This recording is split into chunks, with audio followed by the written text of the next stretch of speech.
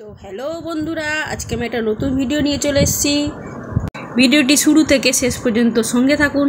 আজকে আমি একটা অন্য ধরনের ভিডিও নিয়ে এসেছি। আমার এটা যে বাসি মাছ ছিল, 3 পিস মাছ ছিল আর মাছের ডিম ছিল। মাছের ডিমটা আমি মুরগির ডিম দিয়ে বড়া করে ভেজে রেখেছিলাম, সেটা 4 পিস ছিল।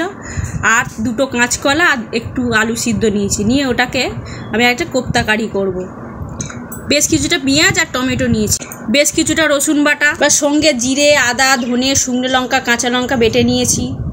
আর নিয়েছি আদা বাটা, রসুনের হাফ, সঙ্গে নিয়েছি এলাচ, তেজপাতা, লবঙ্গ, দারচিনি আর গোটা জিরে, শুকনো লঙ্কা। সঙ্গে দিয়েছি 2টো মাঝারি সাইজের আলু। নুন হলুদ দিয়ে ভালো করে ভেজে নেবো, যাতে যেন সিদ্ধ হয়ে যায় প্রায়। এবার মাছের ডিমগুলো ভেঙে নেব আর মাছের কাঁটাগুলো ছাড়িয়ে আলাদা বেছে নেবো। কাঁচকলার খোসাগুলো ছাড়িয়ে নেবো, আলুর খোসাও ছাড়িয়ে নেবো। আর মাছের ডিম আর মাছগুলো খুব মিহি করবো না, একটু আস্ত রাখবো যাতে খাওয়ার সময় গালে পড়ে।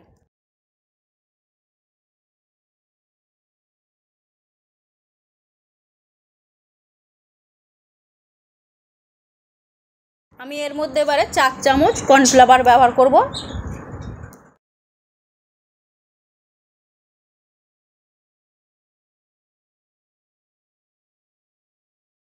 স্বাদ মতো নুন দেব।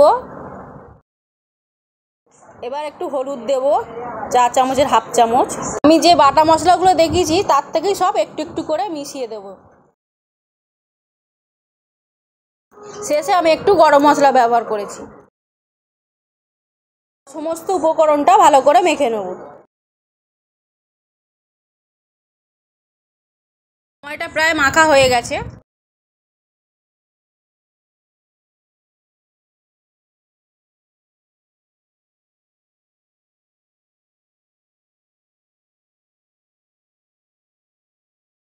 এবার আমি গোল গোল বলের শেপে করে নেব।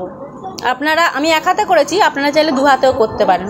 আপনারা গোল না করে অন্যরকম ডিজাইনেরও করতে পারেন। এবারে একটা আলাদা জায়গায় একটু বেসনের ব্যাটার করতে হবে, আর এই বলগুলো ওর মধ্যে দিয়ে তুলে নিয়ে ছাঁকা তেলে ভেজে নিতে হবে।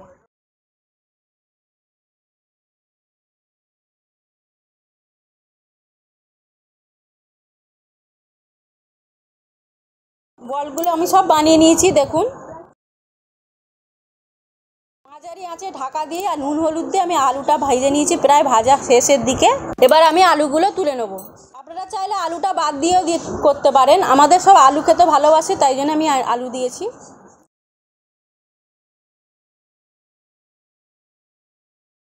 বড়াগুলো ভাজার জন্য আমি কড়াইতে তেল দিয়ে দিলাম। তেলটা একটু গরম করে নেব।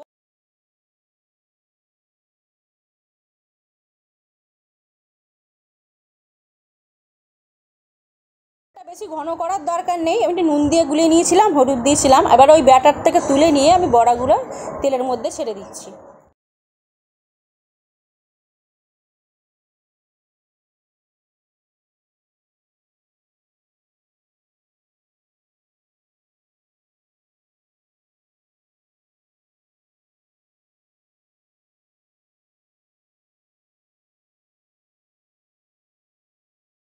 আমার মোটামুটি ভাজা হয়ে এসছে।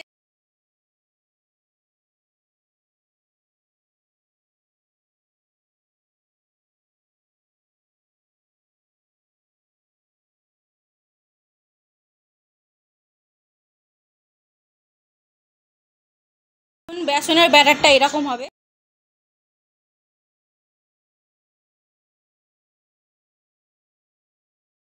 প্রথম ভাজাটা তুলে নিয়ে আমি আবার একটা কড়াইতে দিয়ে দেব।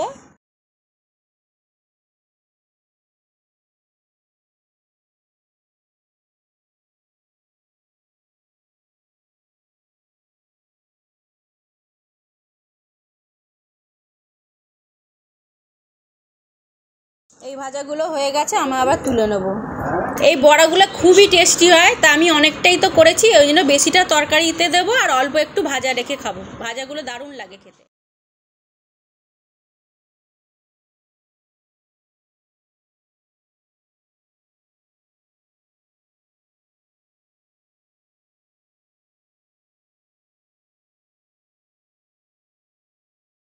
ভাজা আমার কমপ্লিট, দেখুন কত সুন্দর হয়েছে ভাজাগুলো।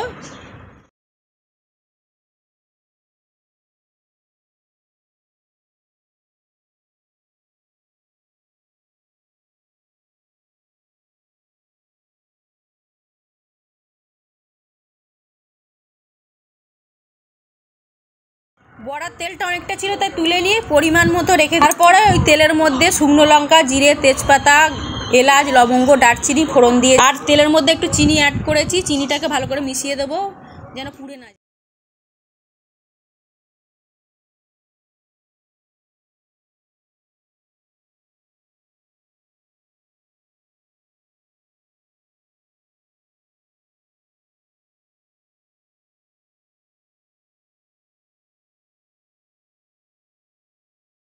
ভাজা হয়ে গেলে পেঁয়াজটা দিয়ে দেবো।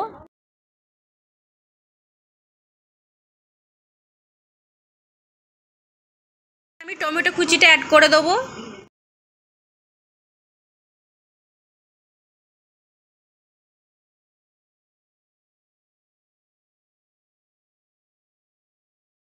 পকোড়ার মধ্যে যে আমি বাটা মশলাগুলো ব্যবহার করেছিলাম, বাদ বাকি যেগুলো ছিল সব পেঁয়াজ ভাজার মধ্যে দিয়ে দেবো।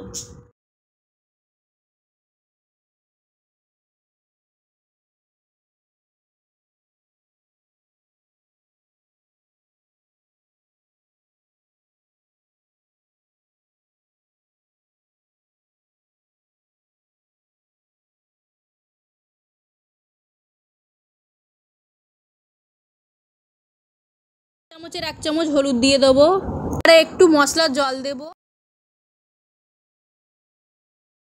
এবার একটু নুন দেবো, নুনটা আপনাদের স্বাদ মতো দেবেন। মশলাটা থেকে আমার তেল ছেড়ে গেছে, আমি এবারে আলু অ্যাড করে দেবো।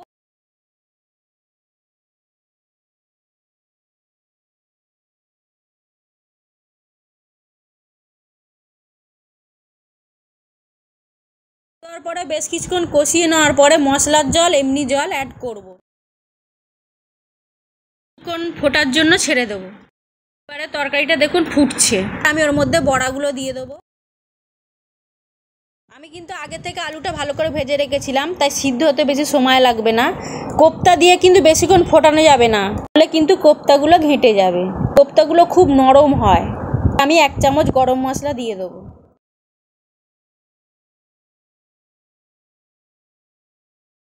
রান্না আমার প্রায় কমপ্লিট, আমি একটু ঢেকে রেখে দেবো।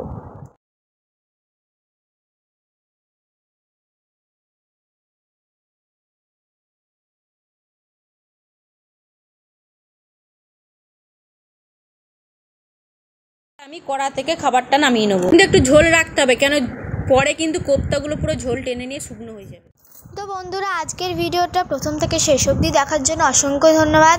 ভিডিওটি ভালো লেগে থাকলে অবশ্যই লাইক, কমেন্ট এবং সাবস্ক্রাইব করবেন, এবং আরও বন্ধুদের মধ্যে ভিডিওটা ছড়িয়ে দেবেন যাতে তারাও এই রেসিপিটা শিখে নিতে পারে।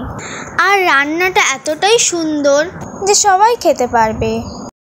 তরকারি করতে হবে এটা কোনো কথা না, আপনারা চাইলে শুধু বড়াটাও করতে পারেন। যারা মাছ মাংস খেতে চান না তারা এই রেসিপিটা অবশ্যই একবার ট্রাই করবেন বাড়িতে। তো আজকের ভিডিওটা আমি এখানেই শেষ করছি। তো টাটা বন্ধুরা।